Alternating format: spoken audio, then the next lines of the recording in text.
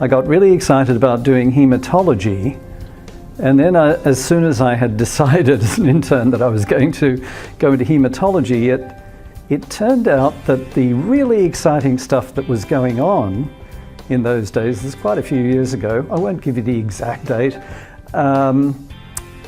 Seattle was putting bone marrow transplantation on the map. So the Fred Hutchinson Cancer Research Center and Don Thomas were doing what I thought were really exciting things.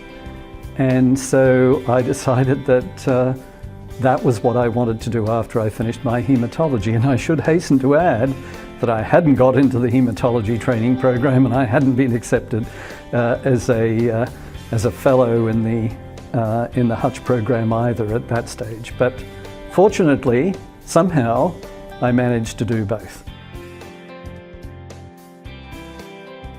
Yes, I remember that Dick Champlin and a number of us got together in one of the poster sessions, and we started talking about the need to develop a society. And it was Dick's idea that this could be a very good vehicle to honor Don Thomas in those days, who was really the champion of bone marrow transplantation.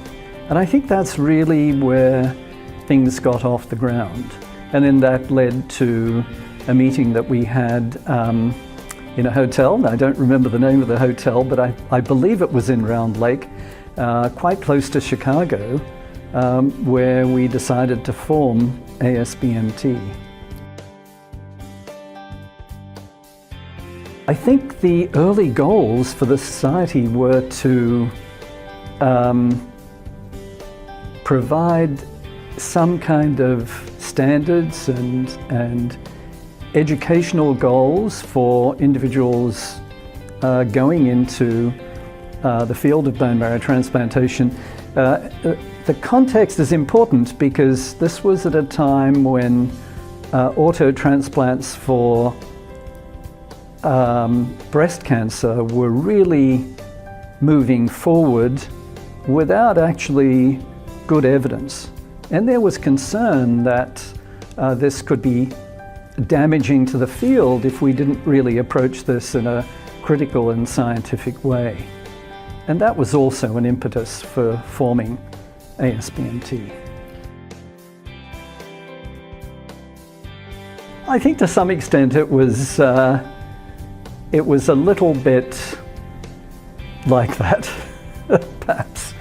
A little bit like the Wild West, although, you know, there were a number of individuals who felt that we needed to conform to appropriate standards and conduct clinical trials, difficult though they would be. And some of us also felt that it was important to support the IBMTR, as it was called then, the Transplant Registry, so that we could understand outcomes better. Because in those days, most centers just did a few transplants. And it was very difficult to really get a good sense of outcomes on a center basis. It's interesting comparing the past to what's happening in the present. I think that the ASBMT should be very pleased with the progress it's made in helping the whole field of blood and marrow transplantation mature. And I think one of the really important steps was to develop a tandem meeting together with what then became the CIBMTR, because it was really complementary, and in fact many of us served on in both organizations.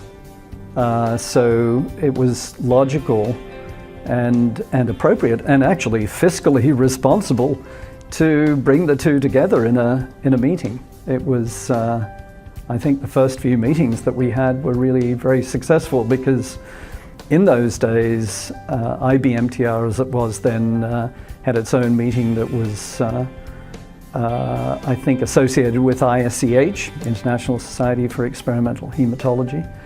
And that was a little bit isolated and isolating, and ASBMT was doing